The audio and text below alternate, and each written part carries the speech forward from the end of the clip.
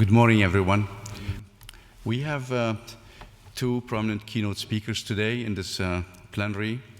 I'm very happy to have them here. They represent big companies in Europe, Ericsson and Orange. The first speaker today is Lasse Wieweg from Ericsson.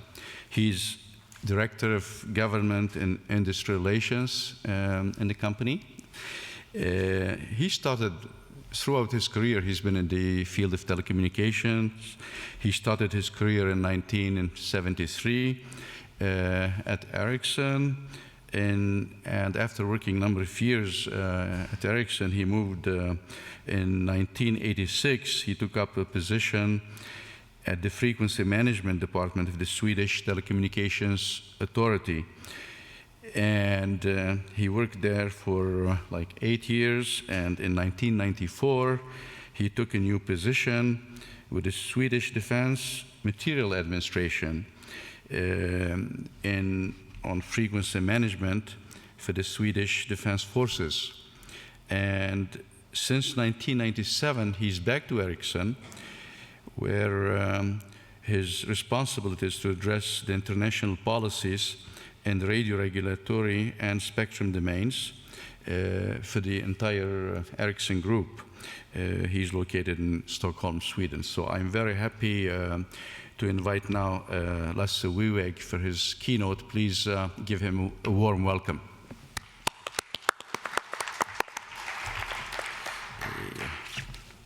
I'm truly honored to be here and lucky because I'm replacing Dr. Håkan Olsen, who was not able to come, and he conveyed his apologies. And for me to be here to speaking to the 5th generation system is truly an honor to me. And probably they sent me because I have gone through all the generations. I installed the first generation back in 1981, and the first one was, in effect, the Nordic mobile telephone system was installed, the first one in Saudi Arabia, and Spain, and then in the Nordic countries. And now I'm here to talk to the 5th generation, which is perhaps something that we will see in 5 years or so from now. And I will start to address the current situation and throw some numbers at you. And I will not go through the whole slide, but it is significant to see that Ericsson, in its mobility report that is issued a couple of times per year, that this edition is from June, when we estimate the future from last year and this year up to year 2020. And we can see that we estimate that growth of the smartphone traffic will grow 10 times, which is significant if you consider how much traffic we already have in the networks. And secondly, we also see that video is indeed taking over in the networks, and we can also see that we're saying here that the more people will be watching streamed content rather than linear content, which is a tradition today. We already see today that if we count the number of times people are watching streamed and on-demand video compared with the linear TV, it has already surpassed or will surpass linear TV this year. Obviously, if you count the minutes, the traditional linear TV is still dominating. And perhaps another number I will throw at you is that 85% of all the subscription will be for mobile broadband, and that we will have more than 90% of the global population will have a mobile phone. And out of those, 3.7 billion would be an LTE subscription. And finally, the number is 9.2 billion with be mobile subscriptions. And we are going to discuss that number later on in my presentation as well, because that's the number we are working from when we are estimating some rough estimations when we go beyond year 2020, where fifth generation systems will be in place. So that is to set the scene.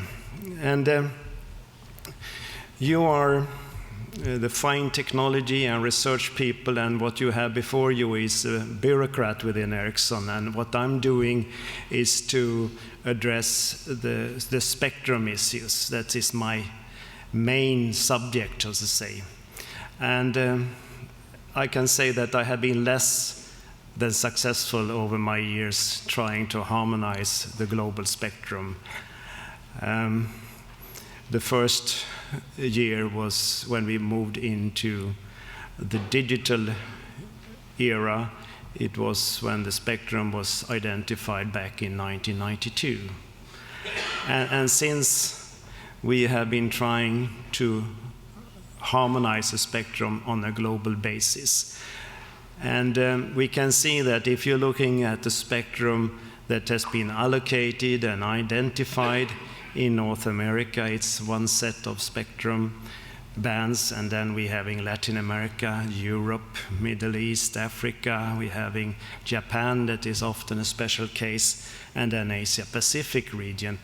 They all have different sets of spectrum bands. That means that the device manufacturers have a profound issue here, trying to develop and market devices that contains certain spectrum bands that is suitable for the region in question. So that will be, again, my main task when we're coming to the next World Radio Conference of ITU in November this year, to try to make the situation much better for the fifth generation. And if we consider ITU is an international telecommunication union, which is a body of United Nations. And an interesting fact is that the child, ITU, is older than its mother, United Nations. So we have ITU around for a longer period of time than the United Nations. And within the ITU, there is a regular process that we're having a World Radio Conference, then we have a study period when we investigate certain aspects of spectrum usage and coexistence and sharing, and then we come to a new World Radio Conference, and then we implement or not implement the findings over the study period into what we call the radio regulations, and that is RR in this slide. And out of a World Radio Conference, there is the final acts, and those final acts are signed by the member states. I think it's around 190 countries that are members of ITU. And then the final acts is sent home to the individual countries where they are ratified, and then it becomes a treaty. So the radio regulation with its spectrum allocation table is part of a treaty, so it is binding to the member states.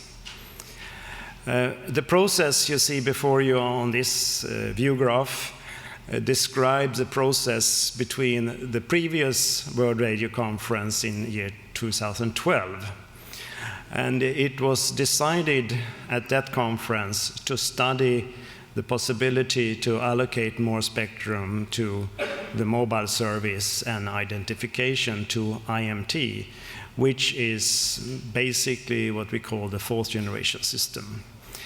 There is a little bit of discussion what the fourth generation means, but today the systems are marketed as fourth generation system, but in effect what we call the IMT advanced or LTE advanced is the real 4G. And it has gone through a study period, and then it was studied in what's called the Joint Task Group 4, 5, 6, 7. And then it was prepared a report by the conference preparatory meeting, which is a CPM. And in November this year, in the World Radio Conference 15, the text will be then finally decided, and the spectrum bands would be decided, identified, and later ratified. And then we move into the next period, and that is what you see in the rightmost corner of the view graph, where you have the purple box. It is ongoing work also in Working Party 5D, which is the IMT group of ITU, where they are studying the new technology for fifth generation system, which will also be part of the contributions to the World Radio Conference 15. So that is the process. And if I just address some of the points of the fourth generation systems, which will obviously be also important for the fifth generation systems later on.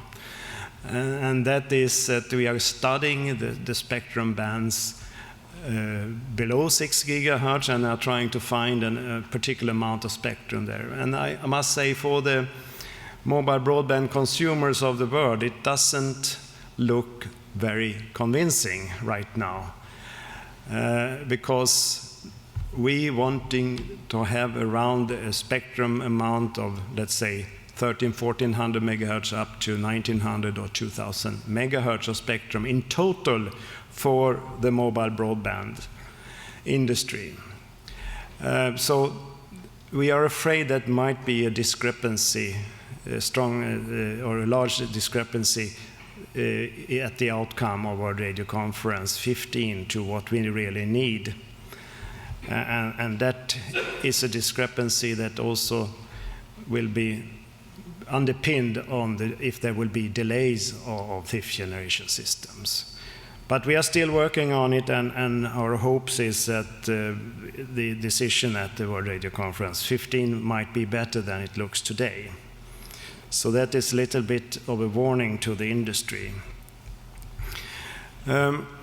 What is the situation for the World Radio Conference 15?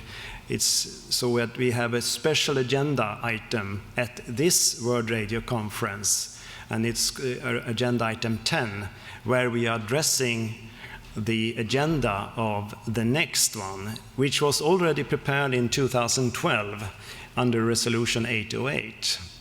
So under the agenda item 10 of World Radio Conference 15, it's a little bit messy here. It is World Radio Conference 12, where we had the preliminary draft agenda for 19, and now we are discussing it more in detail at 15, and then after 15 we will have an agenda for 19. And what we are trying to do is to find some spectrum for fifth generation system, and to do that we have to have the agenda first. So that is the most dear element to us, is to have an agenda for IMT. And IMT is now denominated IMT 2020. And that is what we call fifth generation systems. And we are hoping to find global spectrum and harmonized spectrum for that in 19. And the first deployments are expected to be around year 2020. And perhaps a large-scale deployment could be estimated to take place around the globe in the years 2023 to 2025. And what are the key components of the fifth generation systems? And this is the key of my keynote. And that is, we need to have different types of spectrum. It's very dear to us to have spectrum in the lower range. And when I'm talking in the lower range, I'm talking about the range between 6 gigahertz and up to 20 gigahertz. And we would like to benefit from the properties of that particular range of spectrum, where we can use the favorable or more favorable propagation conditions, and also that it will be easier to generate the right RF power level, the antenna performance, and we can reach from outdoor to indoor, and indeed we need to consider quality of service. But we also need the higher bands between 20 and I have set it to 86 gigahertz here for practical reasons, where we can address the very high user data rates, the peak data rates, and we can cater for the number of users, and we are going to address the hotspot and indoor situations, and obviously we also need to address the quality of service. And all of these elements needs to be in place for the success of fifth generation systems. If we're looking at the frequency scale in a different domain, we can see that we have to the left here, we have 6 gigahertz, and on the top in the right corner, we have 86 gigahertz. And I have divided that into 3 regions, where we have in the first region between 6 and 20 gigahertz, where we see that we can find spectrum bands of minimum 350 megahertz up to 1 gigahertz perhaps, where we can generate a few to several gigabits per second. And we see that within such blocks of spectrum bandwidth, we can have maybe 80 to 200 megahertz per operator. And then we have the section between 20 and 30 gigahertz, where we would like to see bandwidths of 1 gigahertz, and we can generate several gigabits per second in that range. And then we're coming to the top end of the scale, where we are hoping to get bandwidths of maybe 1 to 5 gigahertz, and then we will generate bit rates of 10 gigabits and above. And then we need perhaps many hundreds of megahertz up to 1 gigahertz per operator in this range. So this is how we trying to convince the regulators. This is the reason why we need different parts of the spectrum, because you find larger bandwidth higher up in the spectrum, but in the lower end you find the propagation properties we are looking for. So that's why we need the different properties of the different ranges of spectrum. And the argument we are providing is that firstly, obviously we have the propagation loss. We indeed have differences on the different types of building and different types of glassing of the building. We see that we have the traditional standard glass buildings, the old types of building. We have in the buildings which is the infrared reflected glasses. This is not so important to compare the two of them. One is on the blue line and one is on the red line. The more important aspect here is to see the differences in attenuation between the different frequencies. And why I'm saying it's important to have the low spectrum is that you can see that you have 5 to 7.5 dB difference between 6 gigahertz and 30 gigahertz, which is an important element to take into account when we are asking for spectrum. Also that we have the propagation loss between 28 gigahertz and 10 gigahertz, which on the graph here is suggested that there will be around 22 dB. And that is obviously something that we have to combat using beamforming and densification of networks. Another element we are looking at is if you simulate a network, and this is indeed very rough and crude estimation we have done, and simulated a network under certain assumptions. And we have set the usage at 10 gigahertz to 1, and then we see that the relative site density of a network already beyond 20 gigahertz or so is of the order of 22 times. So there is obviously a cost aspect when you are using the different frequency bands. And then obviously you can discuss on how to roll out a network. Will it really be noise limited or will it be interference limited? And we need to consider that in a city center, obviously, there are easier to roll out a network. But when we're coming to the suburban areas and we would like to provide capabilities out there, we need to take into consideration the cost. Because 5th generation system will largely be a city system, and we are relying on that the 4th generation system will satisfy the remote areas and the less densely populated areas. Again, I'm addressing the point of the importance of lower spectrum.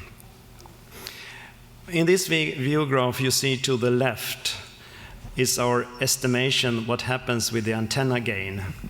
Because to combat the loss, propagation loss, we need to compensate with the antenna gain.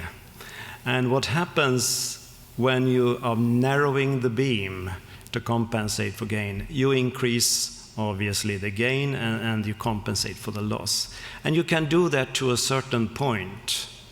Then we have the angular spread of a channel, which suggests that if you're having a very narrow pen-sized beam, you are missing out all the reflections coming from different directions. Because if you have a sector, then you can pick up the energy from reflections. But when you have that very narrow beam, you lose it. So the gain sort of flattening out. And that is happening in our estimations perhaps around 20 to 30 gigahertz. So above that, we will have difficulties going from the outdoor to the indoor or covering the outdoor situation. In the indoor situation, this is not that important because then you're having short distances. But it is when we are in the outdoor situation, in the macro network, this will be introducing a complexity. And also to the right, when we are counting the number of beams, trying to identify a mobile device out there, you can see that the complexity and the number of the antennas in an antenna array, each patch of an array will indeed have a radio behind it, and that means we need a lot of computing power to follow the device. So in the end, the latency and so on make the efficiency of such antenna array to flatten out. And that is also happening around 20 to 30 gigahertz. So these are the arguments we are using when we're talking to regulators why the lower ranges are so important to us. And again, to keep up the receive power also present a difficulty. This is a view graph trying to explain that if we are addressing different bandwidths and assuming a certain noise figure, and then we having different noise powers on the channel. And you can also see that if you go up in the higher end of the spectrum, it will be more difficult to keep up the RF receive power. So that there are arguments that are important to bring forward when we are going to discuss this with the regulators. Coming to the spectrum, spectrum is obviously a very political and sensitive issue. So to try to make it easier to discuss with the regulators from now on up to year 2019, we are trying to avoid the more difficult bands. So we have, in this list, we have identified some, let's say, bands that are already allocated according to the radio regulations of ITU to the mobile service. And it's allocated what we call on a primary basis. That meaning, a primary basis means that you're having the right of way, if I may compare it, because there are also secondary usage. They always have to yield for the primary service if there is a discussion between two countries.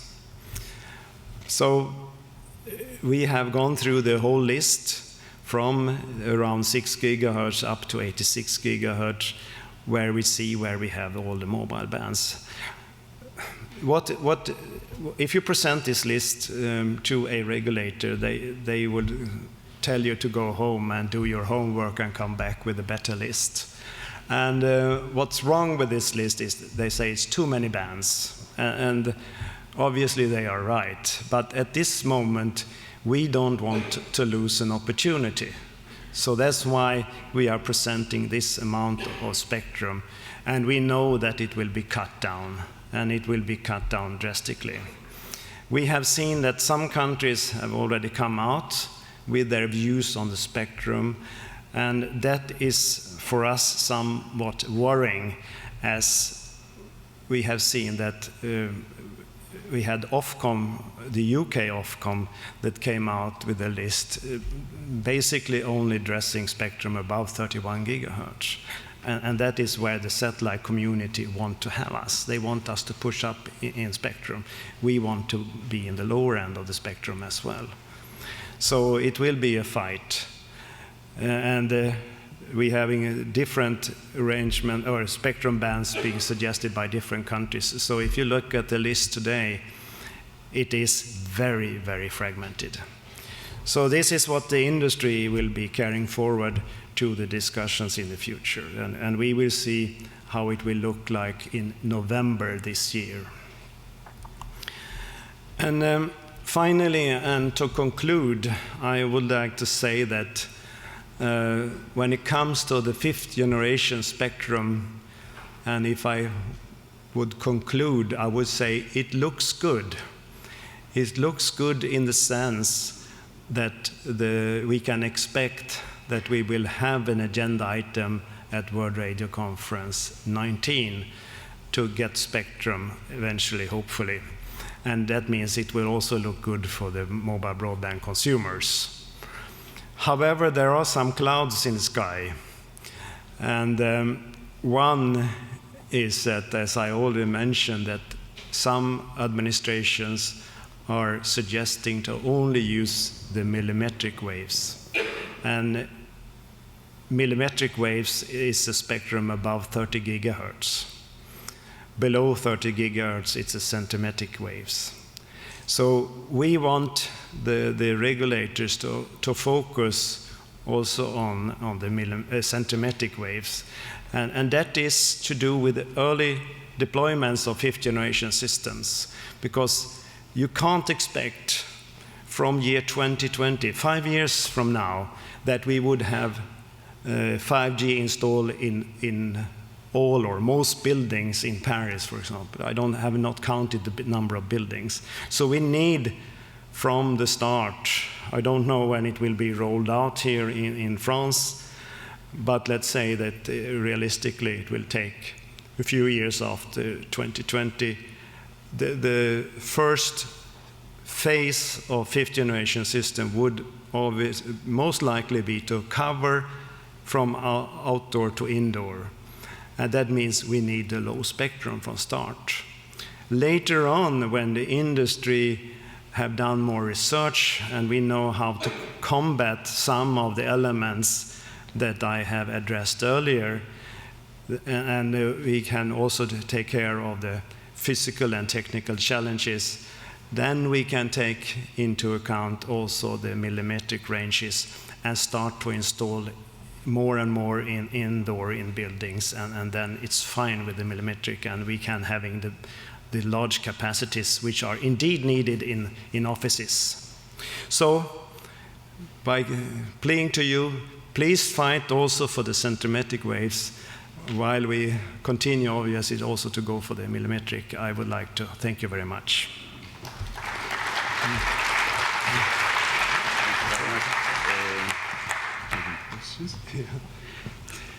Thank you very much, Lasse. So we have time for questions, actually.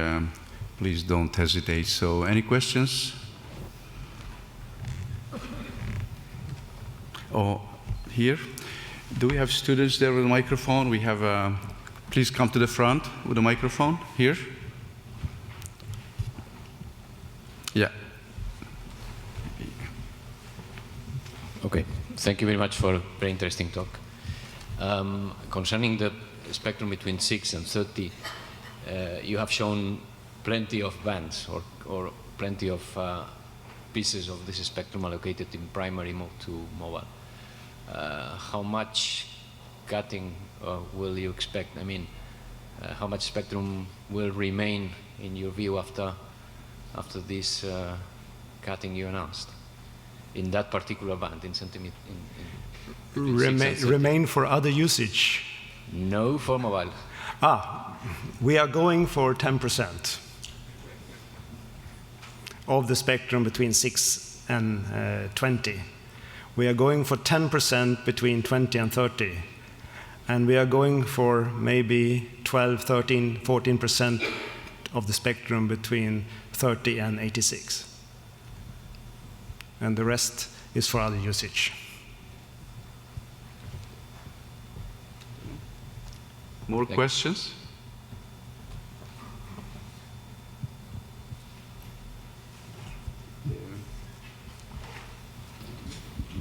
Thank you. Thomas Rosowski from Deutsche Telekom. It's more a comment rather than a question, or maybe also a question regarding not losing opportunities. What's about bands currently not allocated to the mobile service, which might also have the potential to be a good candidate for 5G? Yeah, that's a very good remark. And the strategy or tactics is that we want the regulators to propose those bands, not the mobile industry. Then it will be easier to take on the continued discussion after that with other industries. So yes, that will probably happen, but it will be suggested by administrations, hopefully.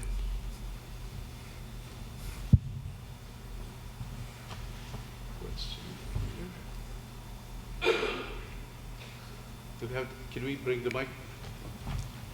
Shenjun? Okay, thank you for your presentation. I think this is a little strange question regarding the unit cost above 10 gigahertz.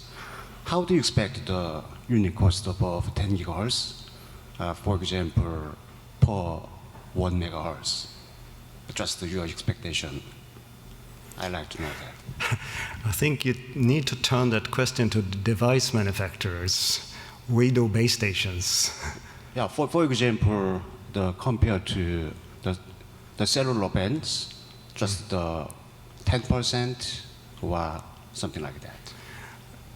I guess if you, obviously, as I said, I'm the bureaucrat within Ericsson, and that is a question for business people. But what we can say is that today we are building fifth generation system on the same platform as LTE Advanced. So in that respect, I don't see a big difference. If you're talking about the ranges between 6 and 20 and perhaps up to 30 gigahertz, that there will be a major difference from today.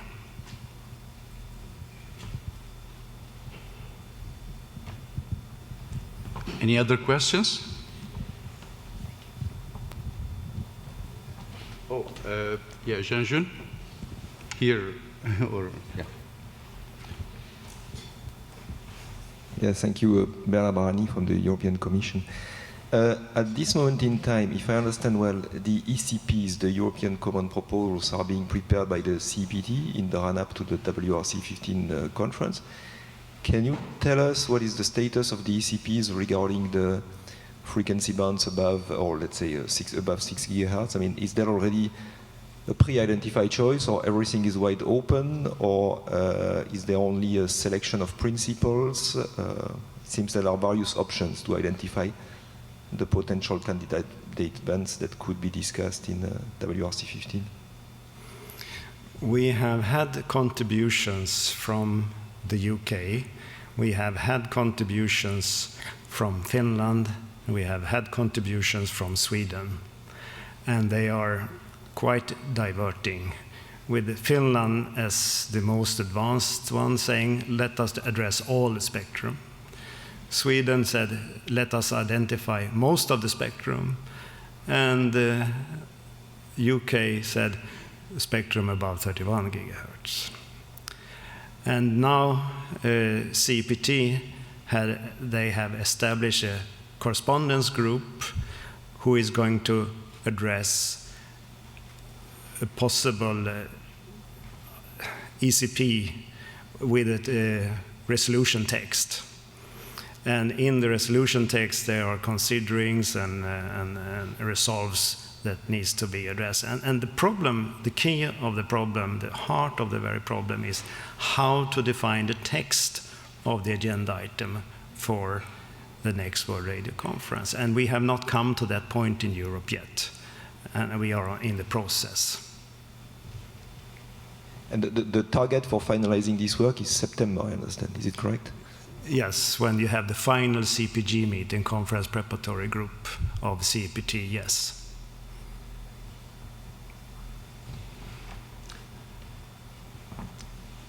Okay, thank you very much again. Thank you for your very interesting talk. Okay.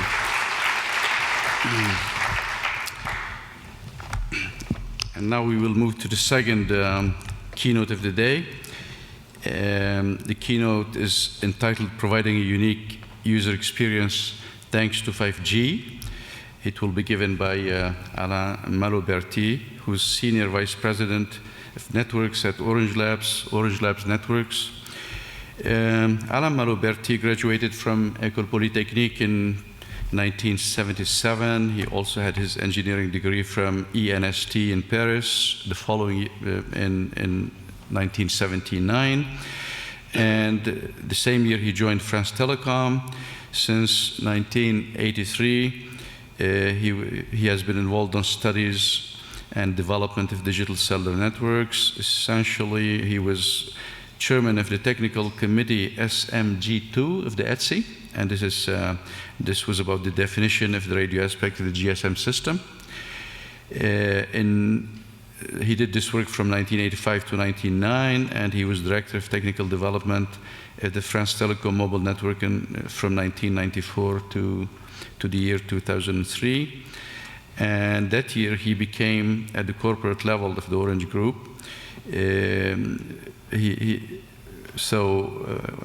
he became director of technical development, and Alain Malo-Berty is currently senior VP of Orange Labs Network for fixed broadband and mobile networks. So, Alain, please welcome Alain for his keynote.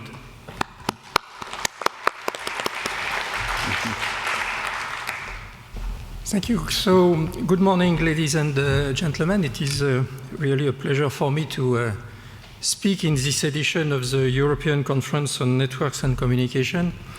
And maybe before talking about 5G, I will first talk about 4G. Because in fact, I mean, if we will need 4G, if we will need 5G in the future and more development in the mobile industry, it is also because we are experiencing currently a real success of the 5G standard. It is the first truly global standard, and as a matter of fact, there is no other 4G standard in the world. The performance and quality of service is up to the expectations in terms of user data rates, of sales throughputs, of latency in the air interface, and I will come back to this point later because there is probably more to do from an end-to-end perspective. And it is also so noticeable to the users that it pushes up the data consumption. In terms of typically in Orange France, for instance, we see a threefold increase in the data consumption in data usage for a customer that is moving from 3G to 4G, both from a device point of view and a data plan point of view. And so we see the result of this fantastic adoption, and we had already 500 million of LTE customers at the end of last year. Ericsson Mobility Report forecasts that we will have more than 1 billion at the end of 2015.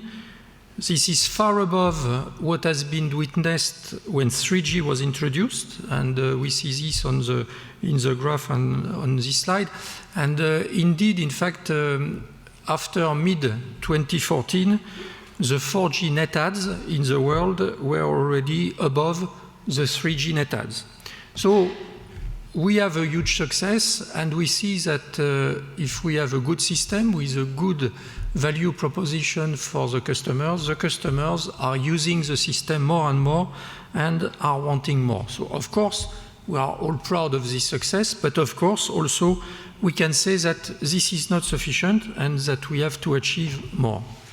So what do we have to achieve? We have to initiate, and again, so I will come to 5G, but 5G will be in 3, 4, 5 years, probably not before 2020 in terms of real development. And so we have to ensure that we have a true continuum between the current stage of 4G and 5G. And so in order to do this, we need further development on 4G. What's important to our customers, and this is what they tell us, is the quality of the network they perceive. And they want to have this quality in all the places where they spend most of the time, or the places where they pass through every day. And so in France, again, more than 2/3 of the first request of the customers is to have a better coverage. And in fact, what is interesting also is that we begin to see that due to the fact that they perceive a difference in quality between 4G and the previous system, now the demand for more 4G coverage is rising. And so of course we have to do it, but it is also interesting if we consider then the next systems, it is that, and coming back to the points that was discussed on frequencies previously, that it is important to be able to extend the coverage soon and very fast when we introduce a new network, because customers, if for them the new system makes a difference, and we hope it will do, then they want more of this. So first job of the operators is to expand the 4G coverage. And again, coming back to the frequencies, one of the good things that we have, at least in Europe, is that we have a low frequency band, which is the 800 MHz band, which can be used in order to extend this coverage. And so it would be good to have the same kind of thing when 5G is coming. Next thing, of course, I would say from the system, is that we want improved performance. As I mentioned, I mean, 4G has been a real improvement in terms of throughput for the user. It has to evolve because there are some features that are coming and will be expanded. I mean, with carrier aggregation on 3 carriers, 2 carriers and 3 carriers, and so on. And what is important, and again, this is an important point that we have to take into account in the definition of 5G, is that we should not focus on, I would say, what I'd call the headline rates. I mean, the famous 150 megabits per second on 4G or 300 megabits and so on, because this is not really seen by the user.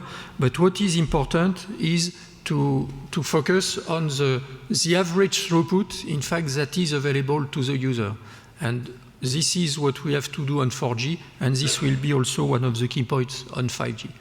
And thirdly, what we have still to introduce are new services, not waiting again for 4G, for 5G. So we need to introduce enriched voice services like voice over LTE, voice over Wi-Fi, combined with RCS in order to have a true all IP experience in communication services. We need to address or start to address better the Internet of Things, notably the low power wide area networks that, of course, I mean, will be part of 5G, but we cannot wait 5 years before introducing them. And so we have worked in standards in order to introduce those features both on 2G and 4G. And we have also to start to answer to some vertical markets, like, for instance, PMR or broadcast with the eMBMS. All these are, I would say, first attempts or first flavors that of what we will expect, in fact, on a bigger scale for the 5G. And then what we need as well, more from an equipment point of view, is to have simpler and more efficient equipment and networks. For instance, we see the multiplication of technologies, multiplication of frequencies, and so we need to have simple equipment, single RAN, multi-band, multi-mode, with open interfaces between baseband and RF parts in order to be able, in fact, to generalize the different frequency bands that are at our disposal. And we need also more energy efficient equipment with of course, low cost and low efficient operations, and this is something that is starting with 4G, like with SON, for instance, the self-optimizing network, and that we have to develop on 5G. So all this will allow to progress in the next years. However, it is clearly not sufficient. We need to prepare for the real internet everywhere that will allow to deliver the unmatched customer experience that we want to deliver in all the situations. And so this is where 5G comes into play, and will continue, in fact, this evolution that we would like to be as continuous as possible. So what do we expect from 5G? First of all, I think that one point that was made in the right order is that it is good to do research on a system when you know what to research. And of course, I mean, the first point was really to set the expectations of the operators, of the customers. And so this is why a group of operators and also a number of industry players called NGMN has worked, in fact, in the last year and issued, in fact, the requirements. What do we expect from 5G, which are summarized in this slide and which I will try to comment. So the main thing is that we have to introduce an ecosystem which is enabling a fully mobile and connected society with a consistent, and I insist on the word consistent, with a consistent user experience, enabling, of course, sustainable business model. And so what we have is to roll out a worldwide mobile broadband system which is matching all the communication needs of our society. And this is one of the major tasks of our industry in the next 10 years, for instance. The customer context is evolving. We have need for more heterogeneity of access, and we have a need for seamless user experience. Of course, smartphones are remaining the main devices in number. However, there is a big growth to expect on personal devices, I mean, like wearables, for instance, and so on. We will see more and more blurring between enterprise and private usage with this bring your own device that we see more and more in the enterprises. We have a need of generalized mobility. We have also a need to have an application portability in the cloud in order to have all our applications available everywhere in order to ensure productivity. Of course, we expect a huge number by billions of Internet of Things devices, and I will come to this point later on. And at the end of the day, there will be a wide range of requirements, maybe sometimes some conflicting requirements, depending on the use cases. And there is also an operator context which is moving, and that has to be taken into account in the development of 5G. So there is a technology move because we have a shift to NFV, Network Function Virtualization, and SDN, Software-Defined Networks. We have a need, because we have systems which are more and more complex with layers of technologies, we have a need of more and more automated network operations and optimizations. And also there is a need from an operator point of view to introduce new services, for instance, for verticals, I mean public safety, automotive industry, and so on. And there is also a need to have a better partnership with third parties to deliver services and deliver those services very quickly. And so all this gives us those use cases that we see on the slide, with broadband access everywhere, and we should aim at really a throughput that is available. So we put forward the figure of 50 megabits per second, which is available everywhere, so including at the border of the cell. And ideally, we should not have to speak anymore about cell border and cell center. We should find ways in 5G to have a consistent user experience throughout the cell. Of course, we will need to have a broader or more broadband access in dense area with what we call the pervasive videos, and so very high bit rates in those areas. We have use cases of usage with a very high mobility, like the high-speed train. We have to build sensor network for the Internet of Things. And we have also, for instance, in some use cases of Internet of Things, notably to have this extreme real-time communication. I mean, what we have called the tactile internet. I mean, this is, for instance, on the car-to-car or car-to-X communication. If, for instance, I mean, we want to use this in order to avoid incidents, we have to have a very short response time. Or in the games, I mean, to get out of the Internet of Things. So these are requirements that we will have, in fact, on the latency, but the latency end-to-end, and not only the latency on the air interface. We have to have communications that are resilient in terms of, for instance, natural disasters and so on. So maybe it means that we will have to have some form of device-to-device communication in order to replace, in fact, infrastructure in case it's missing.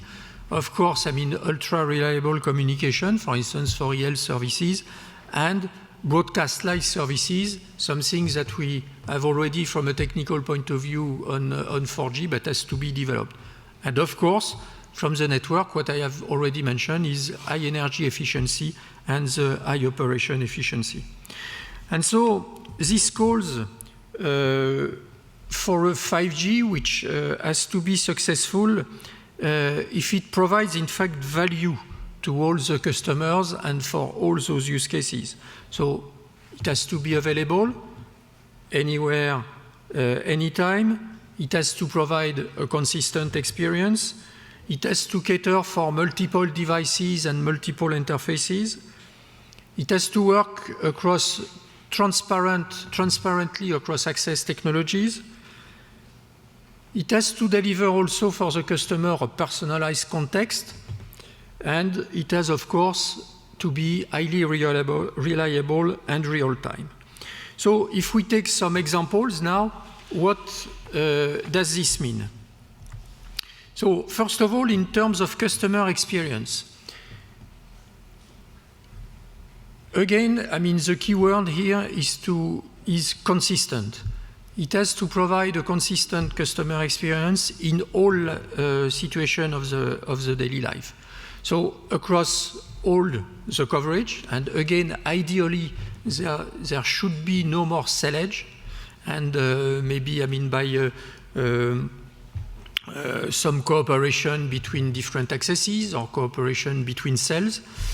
It has to work outdoors and indoors, and so this means that we have to have solutions which are cost-effective also in buildings, even if we have now buildings which are less and less transparent, I would say, to radio waves. It has to be available in transportation, and it has to be available on all wireless accesses. And I should add on top of that we should in fact also leverage via a convergent core multiple accesses, not only on wireless but also on wireline. I mean, we begin to see some example of hybrid access, for instance, between DSL and 4G, and this has to be continued, and we need to have a system which is able, in fact, to put the customer on the best access or the best accesses, if we can do a combination of them, that are available to her or him, depending on what are his or her needs and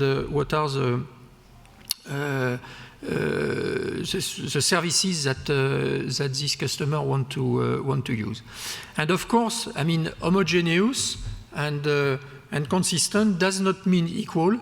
We have also to find ways to exploit, in fact, the channel variations between users if it is benefiting, in fact, for the overall system efficiency, and also depending on what the user is doing, I mean, to provide the bitrate that is adequate for the usage it is doing. Internet of Things, I mean, this is one of the big items that will develop a lot in the next years, and one difficulty is that Internet of Things are many use cases which are calling, in fact, for very different properties of the system.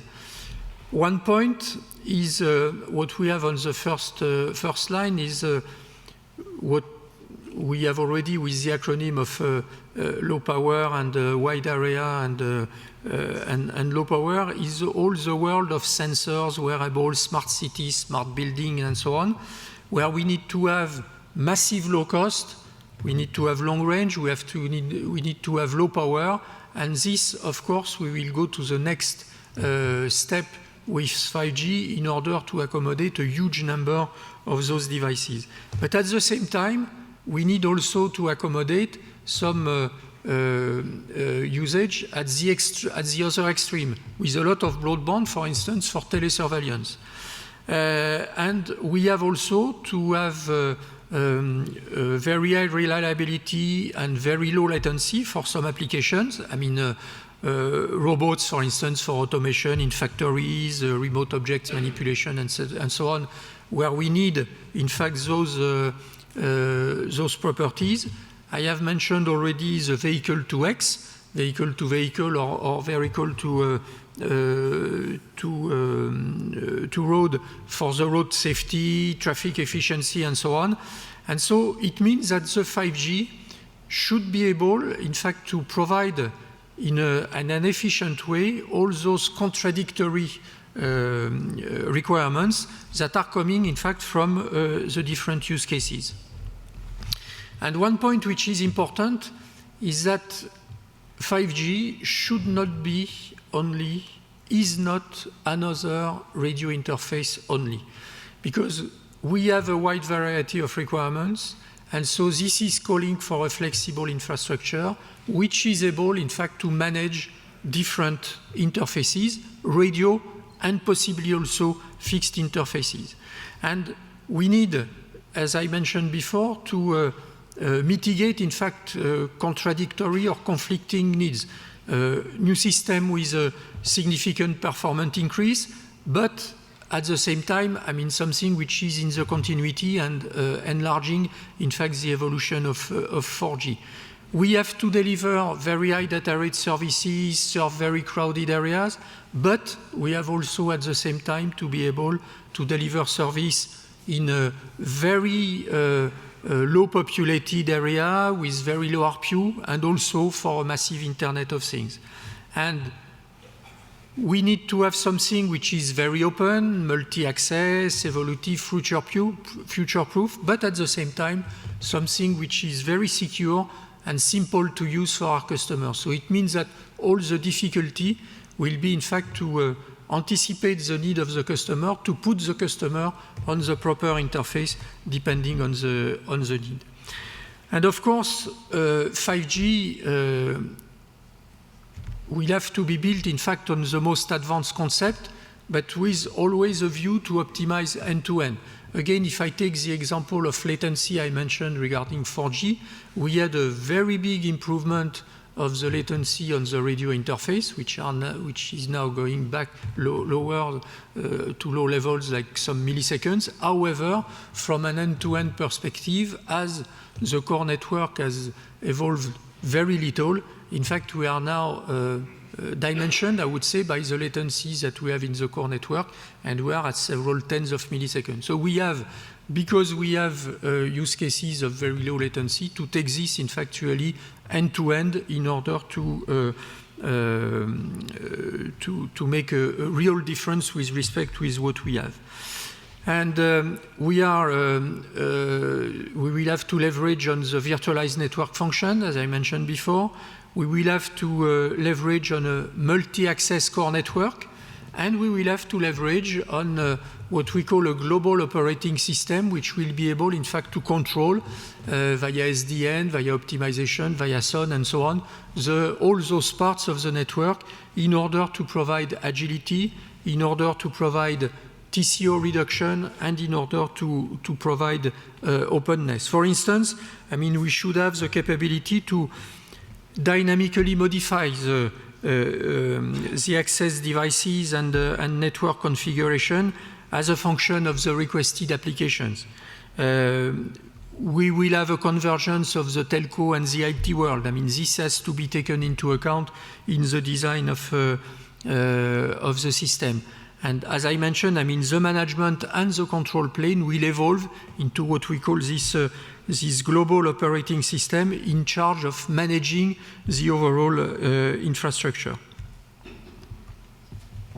So our vision with 5G is really that it is the future internet, and this future internet should include both the radio access networks and a convergent core network between fixed access and radio accesses, leveraging all radio accesses, both on licensed spectrum, but also on unlicensed spectrum.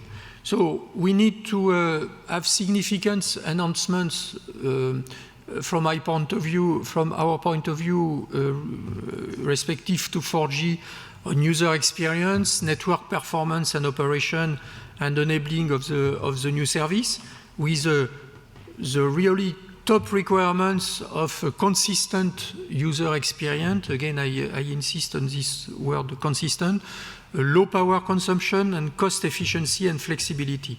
And one thing that is important, and which brings us back to the previous talk, is really that we should be able to provide, for the initial rollout, to provide quickly a very large coverage of 5G, and so leveraging not only the bands between 6 and 30 gigahertz, but also the bands below 6 gigahertz, because we will need to have a very swift and a very speedy deployment if the system is up to the expectation. And of course, we need to have, if we want to have this truly future internet also for regions, I mean, in rural areas in Europe or in Africa and so on, of ultra low cost network in order to offer the options to bring the connectivity, in fact, to the very low RPU area. And so this is, again, I mean, something which is essential for us. And of course, I mean, we think that that 5G will be a success. I think that, as I mentioned before, things have started well, because we have at the same time requirements that have been set by NGMN.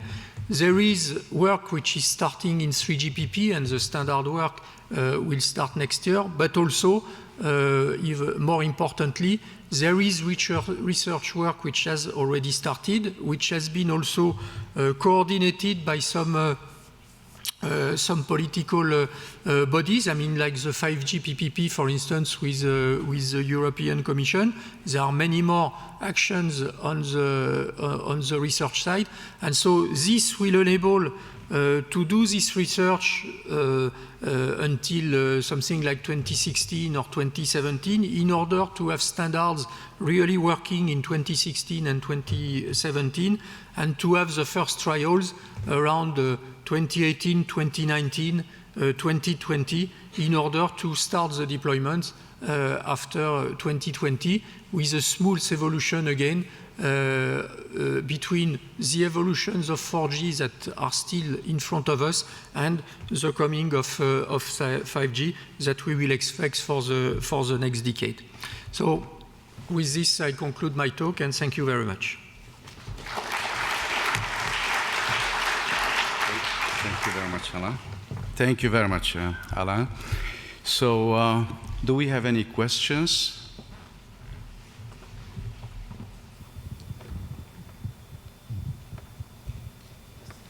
Questions is there? There is one in the back. Can Jean-Jun or Stefan? Yes. Okay. very interesting presentation. I would like to ask you to give additional information about two items which you kindly provided as being very important for the 5G, namely the provisioning of this global operating system which will be in charge of the global infrastructure. Where is this coming from? How to go about it? That's one question. The second, you mentioned that the standards are important. Would it be possible to envisage the first three types of standards which are needed immediately to move the situation forward, given the fact that standards could be create a lot of them and not all of them be usable? Thank you. Okay, so on the first thing, I mean, the global, what we call the global operating system is really for us the convergence of all the management tools that we see and which will be more and more automated, together with the control parts, which will be more and more automated with the SDN. And this is what we call within Orange, I mean, the global operating system. So the first elements that we have on this are really, for instance, I mean, SON that will evolve, and all the mechanisms in order to better manage our network, and also the first applications of SDN, I mean, like VPN setting, management of from the outside of some elements of network, and so on. But we think that this is, at the moment, I mean, really only the start, and more those things will converge in order, in fact, to have this, what we call this global operating system. I don't know if the world is good and world will stay. However, I mean, this is the concept. From a standard point of view, I think that we have to distinguish two things. First of all, there is the standard of the standardization of 5G. And so this will take time, and it will not be a question of standardizing one thing or the other thing. I mean, this will, as I have mentioned, I mean, we think that it is not only a new radio interface, that it is an end-to-end system, so it has to be seen as an end-to-end system. If we want to do a convergent control layer, I mean, both for mobile and fixed, I mean, this is something that implies some work. We have a lot of work to do also regarding the convergence between Wi-Fi and cellular. For instance, I mean, how the device will select between Wi-Fi and cellular, or how can we direct the device on one or the other. So all this, I mean, which is, I think, I mean, fully part of 5G, will take time, and this is why in the slide I indicated that it will take probably 2 to 3 years, I mean, 2016 to 2017, 2018. Now, in parallel of this, there are things, as I mentioned at the beginning, that can be done on 4G.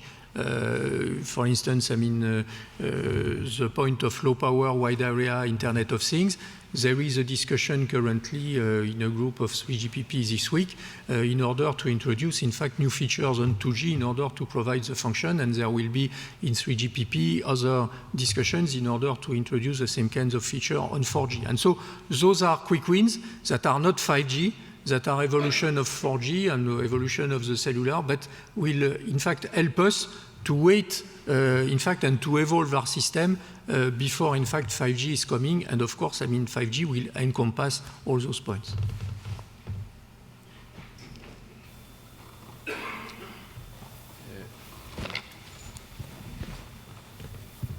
Thank you very much. My name is Peter Stollenmayer from the Celtic office. I actually liked very much that you stressed the fact that it is important to also apply those systems to the less densely populated areas, because I really see a danger that the gap between the cities and the less densely populated areas is increasing through this. So the cities, they have the super duper services, and in the less densely populated services, they have no or very low service. Do you think this is really happening? I think it's less a technical issue, or does it need some regulatory political push that this is really happening? Well, I think that we need two things, I mean, in order for this to happen. The first one is that the basic thing is that we have to be able, in fact, to roll out those services at low cost, because, of course, I mean, we are serving areas which are not a lot populated with low RPUs and so on. So the cost is really the primary thing. And in order, in fact, to lower the cost, there are basically two things. One is to have low frequency bands, because in fact, I mean, the higher the frequency band, the more sites you need, and so the more costly it will be for you. The second point is to have, in fact, simple equipment and simple systems. And it is true that if we focus in the definition of the system on more throughput, more capacity, and so on, we could end up with something which is complex and which does not allow, in fact, to build simple equipment. And so this is why I think it is important to take this into account in the requirements in order to have something which is simple. I take the example of, which is an extreme example, of course, of the low power wide area. This is something that does not exist currently and is not possible at all on the cellular devices. It is not possible to have a module for which you can change the battery only every 15 years by design. And so this means, this is why we have now work ongoing in order to introduce things. So those are the kind of things that in fact put some complexity in the system, which maybe is necessary in cities where you have a lot of demands of very high bandwidth and so on, which is less necessary in other areas. And so this has to be taken into account in the design, I think. I don't see any. Thank you very much again, Alain. And